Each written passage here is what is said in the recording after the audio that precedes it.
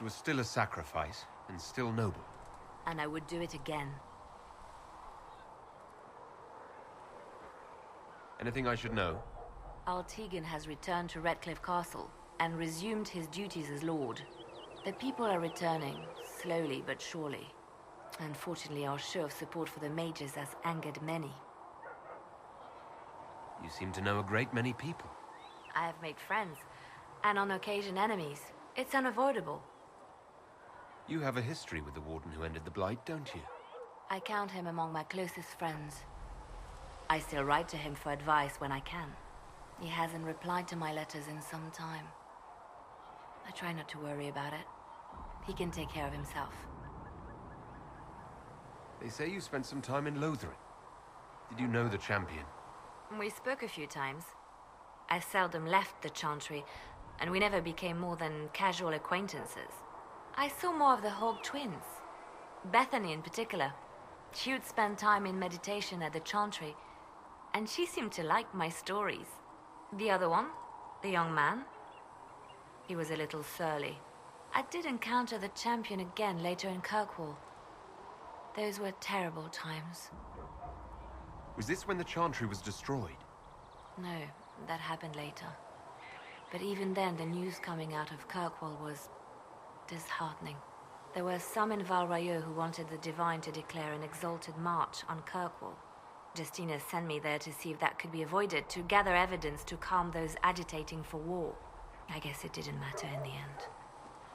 We can continue this conversation later. You know where I am.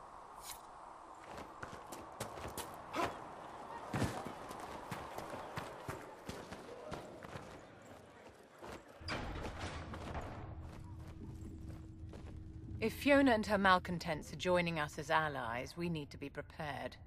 Abominations are inevitable. Cullen doesn't have enough Templars to handle incidents. Some of the rank and file need to be trained. We can handle the mages. There's no need for Templars. Have any of these men faced an abomination before, my dear? Have you?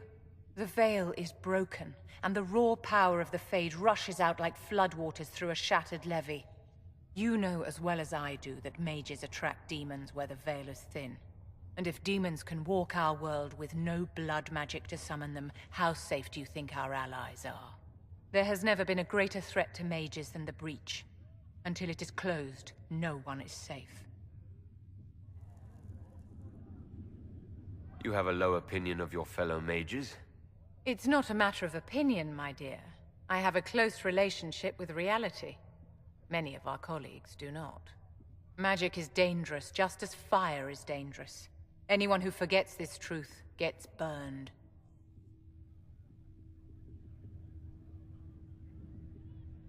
I don't think the mages of the Imperium would agree with you. Drunkards rarely agree that they ought to stop drinking. I wouldn't use them as role models. Do you know how young mages are found? A little girl has a nightmare, and in her sleep, she burns her house down. A teenage boy has a fit, and lightning rips his mother to pieces. You know how these stories go. Perhaps you lived one. People don't learn the fear of magic at Chantry services, my dear. They learn it from us. Tell me something.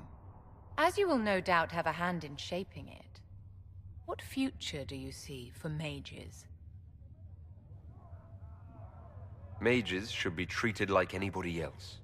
You are not the first to forget that the walls of our towers kept the wolves out as much as they kept us in.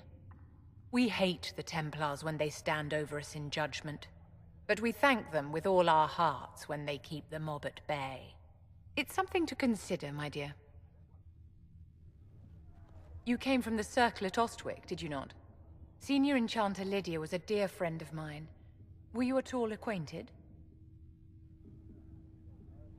Lydia was my instructor. She was almost a mother to me. I never met a wiser soul than her. I understand she was killed by one of her own students when the Ostwick Circle rebelled. I think we both agree that this war must end.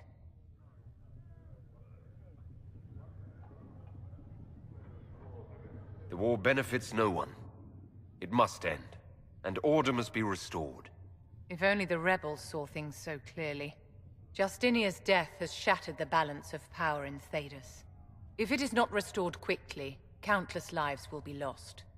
Mages, Templars, innocent people of all kinds now look to the Inquisition to decide their fate. That's why you wanted to be here. To have a hand in deciding that fate. Wouldn't you? For almost 1,000 years, the world believed it was in the hands of the Maker. And now many believe you are the agent of his will. Whatever the truth is, that belief gives you power. Nobody should claim to know the will of the Maker. Not me, and not the Chantry. Perhaps nobody should. But if no one leads the way, many will be left behind in darkness. I've stolen enough of your time, my dear. Don't let me keep you.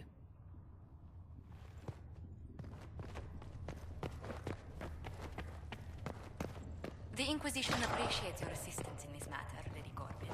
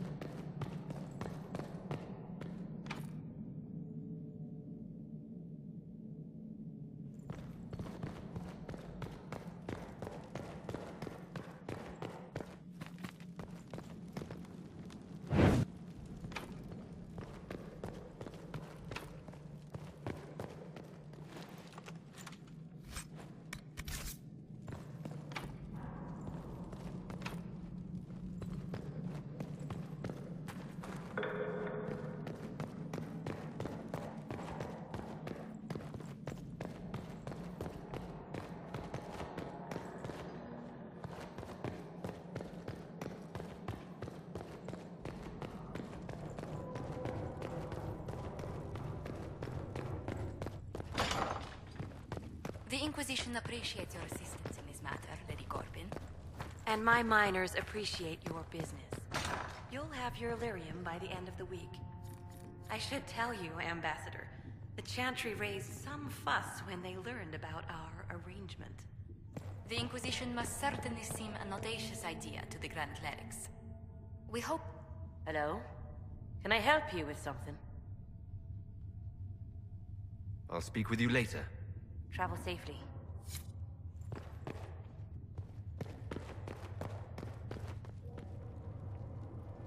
I'll take my leave. Good day.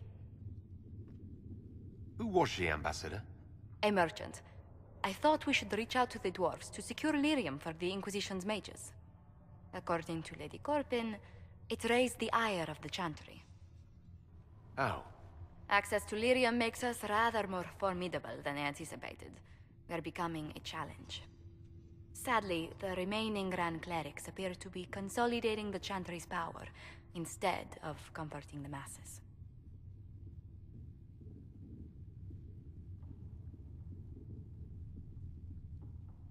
Mage circles started falling years ago.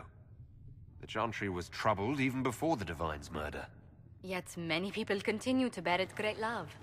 We will not benefit from its decline. Little but the Chantry ties Orlais, Nevarra, Ferelden, Antiva, and even Rivain to a common cause. Has the Chantry truly promoted such peace?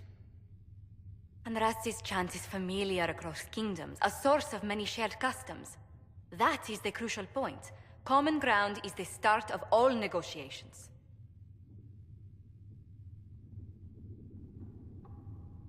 Are you sure?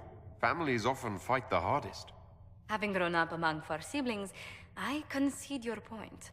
I found, however, that the only time two parties cannot negotiate is when they cease to speak.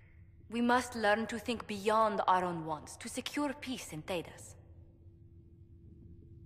How did someone so lovely and selfless go into Orlesian politics, Lady Montillier? Well, that is, really, you give me too much credit. While you're here, I do have a question.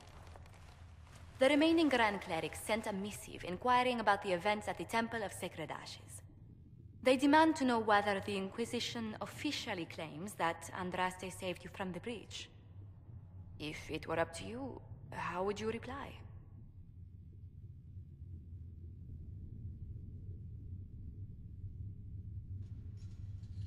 I tell the Chantry that Andraste herself shielded me from harm. I'd truly like to hear the debates that would raise in Val Royeaux. Thank you for your thoughts. A good day to you.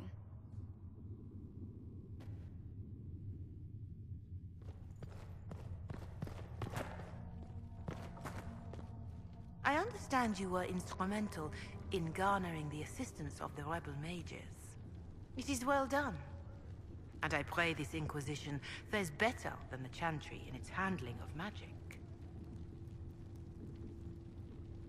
It would be difficult for us to do worse. Harshly spoken, but difficult to deny.